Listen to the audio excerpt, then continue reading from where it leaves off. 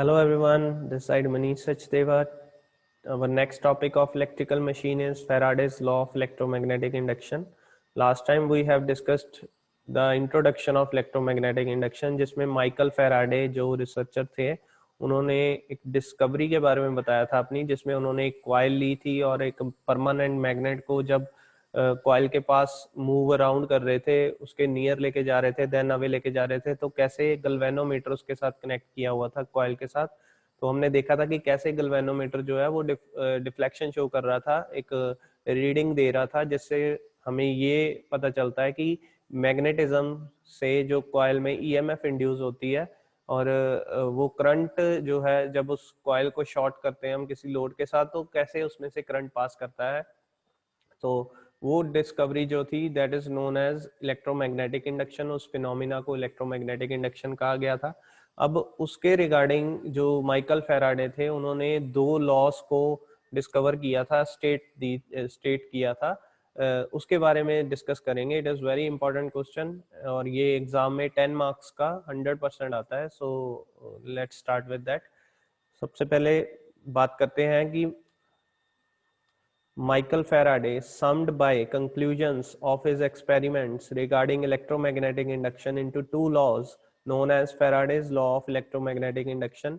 Michael Faraday ने उस electromagnetic induction की हेल्प से दो लॉज बनाए थे और उनको दोनों लॉज को जो नाम दिया गया that is Faraday's law of electromagnetic induction. सबसे पहले जो फर्स्ट लॉ है उसके बारे में पढ़ते हैं। आप अपनी कॉपी पे नोट कर लीजिए, हेडिंग पे दे दीजिए फर्स्ट लॉ। अब फर्स्ट लॉ क्या कहता है?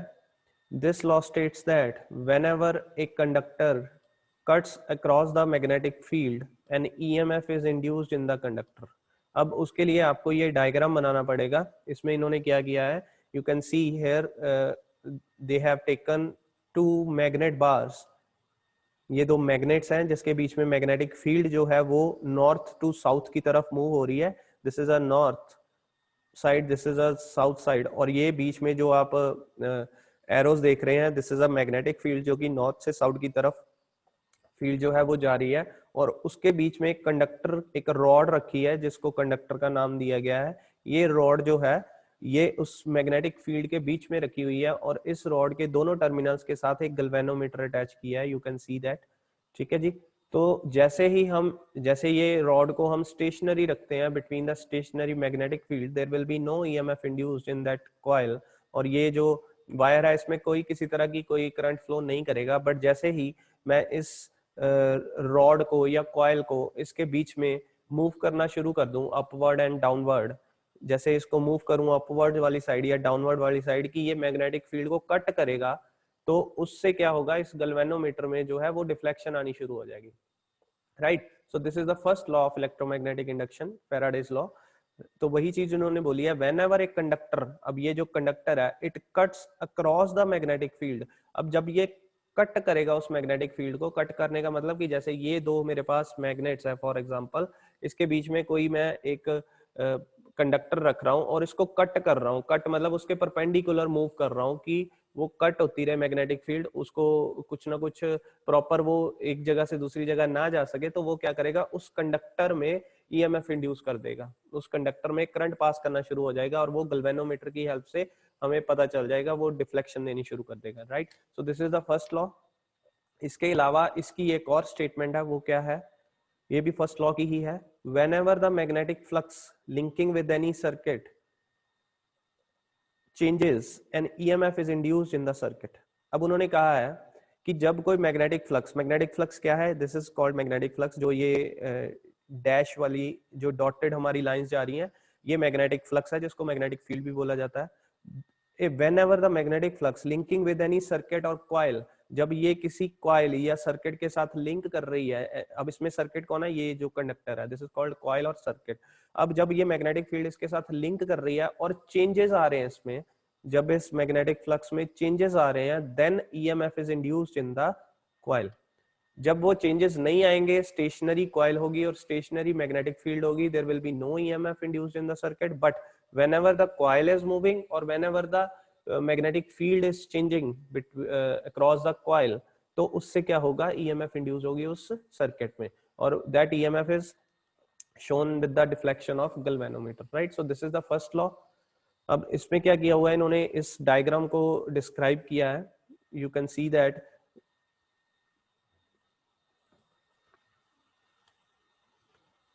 a conductor placed in the magnetic field of a permanent magnet to which galvanometer is connected. अब उन्होंने यही चीज बताई है कि एक कंडक्टर को प्लेस किया है बिटवीन द मैग्नेटिक फील्ड, दो मैग्नेट्स लिए हैं, उसमें से मैग्नेटिक फील्ड पास होगी नॉर्थ टू साउथ की तरफ, और उसमें एक कंडक्टर को पुट किया है और उस कंडक्टर के साथ हमने गैल्वेनोमीटर को कनेक्ट किया है.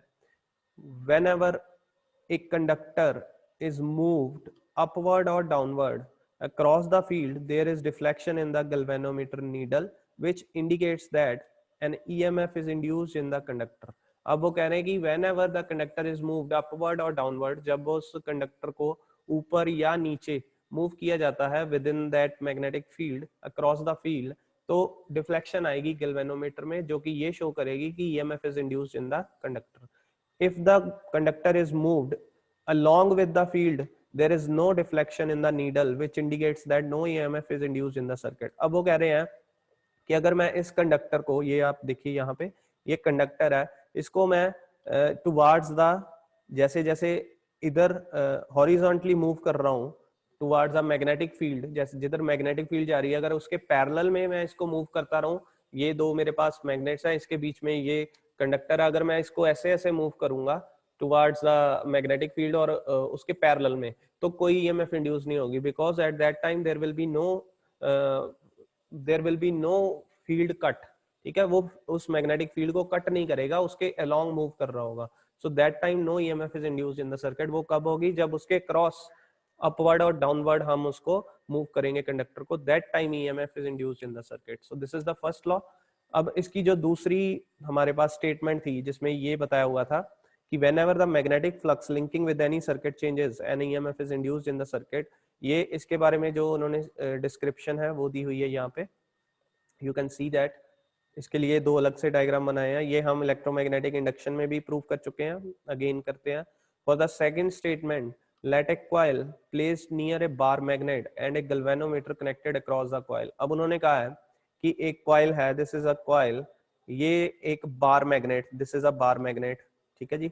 अब इस बार मैग्नेट को जो कॉइल के पास रखा हुआ है और जो कॉइल के साथ एक गैल्वेनोमीटर कनेक्ट किया हुआ है, whenever the bar magnet north pole is taken nearer to the coil. अब इस बार मैग्नेट को इस डायरेक्शन से इस डायरेक्शन की तरफ मूव कर रहे हैं, 1 से 2 की तरफ मूव कर रहे हैं, taking near to the coil, there is a deflection in the needle of the galvanometer. उस टाइम हम देखेंगे कि गैल्वेनोमीटर जो है वो डिफ्लेक्शन दे रहा है एक साइड में. ठीक है, वैसे डिफ्लेक्शन जो गैल्वेनोमीटर की रीडिंग होती है वो 0 होती है और सेंटर में होती है, बट जैसे ही हम किसी बार मैग्नेट को कॉइल की तरफ लेके जाएंगे तो गैल्वेनोमीटर की जो डिफ्लेक्शन है वो एक साइड पे मूव करनी शुरू हो जाएगी.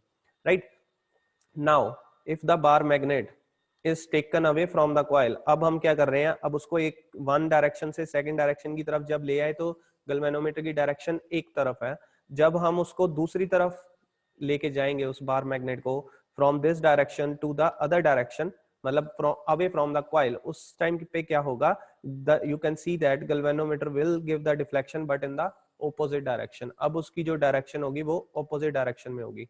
There is a deflection in the needle of the galvanometer but in the opposite direction. Again वो डायरेक्शन, वो डिफ्लेक्शन जरूर देगा बट वो ऑपोजिट डायरेक्शन में देगा. सो this will show the deflection in the needle of galvanometer indicates that EMF is induced in the coil. ठीक है, अब हमें इससे पता चलता है कि जैसे हम बार मैग्नेट को मूव करते रहेंगे to the near side to और from away from the coil, उस टाइम पे EMF इंड्यूस होगी, बट जैसे ही बार को हम स्टेशनरी कर दें और कॉइल को भी मूव नहीं कर रहे तो there will be no EMF induce. That means whenever the flux linking with the coil changes, जब उस फ्लक्स में चेंजेस आएंगे जो कॉइल के साथ लिंक कर रही है, that time an EMF is induced in the circuit, right? So this is called first law of Faraday law of electromagnetic induction, right? So next है हमारा second law. Second law जो है उसमें जो माइकल फैराडे थे उन्होंने क्या discuss किया है, this law states that the magnitude of induced EMF in a coil is directly proportional to the rate of change of flux linkages. अब उन्होंने सेकेंड लॉ जो बनाया है उसमें ये स्टेटमेंट दी है कि जो ईएमएफ इंड्यूस हो रही है इन द कॉइल वो डायरेक्टली प्रोपोर्शनल होगी कि कितना rate of change of flux linkages आ रहे हैं, ठीक है। The more will be the rate of change of flux, the more will be the EMF of that magnitude of that EMF, right. So EMF कितनी produce कर रही है वो किस पे डिपेंड करेगा कि फ्लक्स कितनी चेंजेस हो रहे हैं, फ्लक्स में कितने चेंजेस आ रहे हैं। अगर कम चेंजेस होंगे तो उतनी ईएमएफ कम जनरेट होगी, उतनी वोल्टेज कम जनरेट होगी, उतना करंट जो है वो फ्लो करेगा कम इन द सर्किट। जैसे जितनी ज्यादा फ्लक्स का रेट ऑफ चेंज ऑफ बढ़ेगा, rate of change of flux बढ़ेगा, उससे ईएमएफ भी ज्यादा इंड्यूस होगी, वोल्टेज भी ज्यादा इंड्यूस होगी और करंट की जो रेटिंग है वो भी ज्यादा बढ़ेगी, right. So it depends on the rate of change of flux. अब वो कैसे निकालते हैं हम? The rate of change of flux linkages is equal to n multiply by phi2 minus phi1 over t. This is a t. अब n क्या है? That is a number of turns. जो कॉइल की नंबर ऑफ टर्न्स होंगी जितनी ज्यादा होंगी उतना ज्यादा rate of change of flux होगा। phi2 माइनस phi1 का मतलब क्या है? The maximum flux minus minimum flux. कितनी मैक्सिमम फ्लक्स जो है वो कॉइल के साथ लिंक हुई, सब्ट्रैक्टेड बाय कितनी मिनिमम फ्लक्स जो है वो लिंक हुई उसके साथ, कॉइल के साथ। उन दोनों में जो डिफरेंस आएगा that is called rate of change of flux divided by T, कितने टाइम में, ठीक है। और टाइम भी इसमें जो है वो इसका जो यूनिट होगा that is weber turns per second, right. Weber turns per second. जो टर्न्स है वो अब where n is number of turns of the coil, number of coils, number of turns of the coil जितनी ज्यादा होगी उतना rate of change flux बढ़ेगा। phi2 minus phi1 change of flux in weber, t is time in seconds for the change। अब t पे भी depend करेगा, जितना कम टाइम में जितनी ज्यादा फ्लक्स चेंज होगी उतना rate of change of flux बढ़ेगा, right. So according to the Faraday's second law, the EMF, the induced EMF is directly proportional with the rate of change of flux। ठीक है, ये आपने याद रखना है, ये फॉर्मूला, ये rate of change of flux का है, it is directly proportional with that. अब इस प्रोपोर्शनैलिटी को हमने इक्वल कर दिया, taking proportionality constant as unity, इसको 1 मान लिया उन्होंने, तो E इज इक्वल टू हो जाएगा n multiply bye phi2 minus phi1 over t। इन डिफरेंशियल फॉर्म अगर हम इसको डिफरेंशियल फॉर्म में लिखे तो phi2 माइनस phi1 जो है दैट इज चेंजिंग, जो फ्लक्स लिंकेजेस है that is changing with respect to time, तो उन्होंने d phi इसको लिख दिया। और t is also changing, time भी चेंज हो रहा है, विद रिस्पेक्ट टू टाइम हो रहा है ना फ्लक्स लिंकेज, तो उसको dt लिख दिया। So the induced EMF is equal to n multiply by d phi over dt volt, ठीक है। ईएमएफ की जो यूनिट होता है दैट इज वोल्ट, वो वोल्टेज ही होती है, तो इसलिए उन्होंने n multiply by d phi over dt लिख दिया, right. Next, usually a minus sign is given to the right hand side expression. अब इन्होंने बोला है कि यहाँ पे माइनस साइन लगाना है आपने, मतलब क्या है? E is equal to minus n multiply by d phi over dt volt होगा, बिकॉज हम ऐसे माइनस साइन क्यों लगाते हैं इसके साथ? उन्होंने बोला है कि it indicates that EMF is induced in such a direction which opposes the cause that produces it according to the Lenz law। अब there is a law जो हमें EMF की डायरेक्शन के बारे में बताता है। There are two kind of laws जो कि EMF की डायरेक्शन बताएंगे कि किस डायरेक्शन में EMF प्रोड्यूस होती है। वो जो दो लॉज होते हैं, one is Fleming right hand rule, the other is Lenz law. Lenz law के अकॉर्डिंगली वो कहते हैं कि EMF जो भी कॉइल या जो भी कॉज EMF को जनरेट करता है, हमेशा EMF उससे उल्टी जनरेट होती है, ठीक है। मतलब जिस कारण से EMF जनरेट हुई है उसकी जो डायरेक्शन होगी उससे उल्टी EMF डायरेक्शन होगी।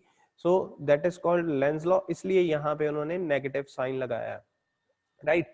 सो ये आप जो एक्सप्रेशन है EMF का यहाँ पे माइनस लगा दीजिए और ये एक्सप्रेशन आप नोट कर लीजिए।